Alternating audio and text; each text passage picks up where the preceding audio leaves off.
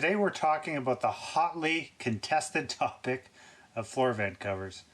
And the only reason I'm doing that is because our floor vent covers back like in the bunk room are just getting trashed from the kids jumping on them. And so we went to the RV dealer, we picked up some new vent covers, and these are actually like $20 Canadian, which was a lot more than what I was expecting to pay.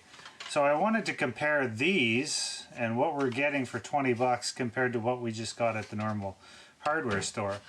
So this is our new vent, and it actually has a flap on it. These are the existing ones that were in the camper already. These ones also feel pretty sturdy. I don't know if it's a different one in the back, but it got trashed pretty quickly.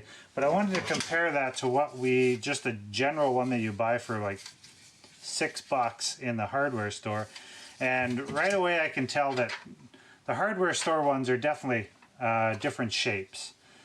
Floor vents in the house, definitely quite a bit larger, so I don't think that would work in an RV. I don't know if you can get smaller ones of these, but I can also tell right away that these are definitely a lot thinner.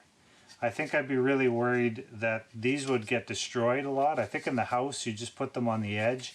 No one has to worry about them, whereas with these, they're right in the middle and everyone's walking on them. So we're going to give these ones a go. Now vent covers typically have 2 screws, one on either side. I normally use a drill for this, however I forgot my drill. So we're going to put one of these new ones in.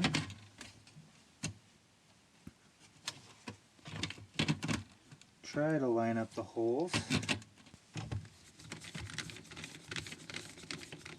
In reality, this process should take you about 30 seconds. It really doesn't take long to rip the old one off, put the new one on. But what's your experience with floor vent covers in your RV? Have you had them get destroyed? Have you used new ones? Do you have brands that you particularly like?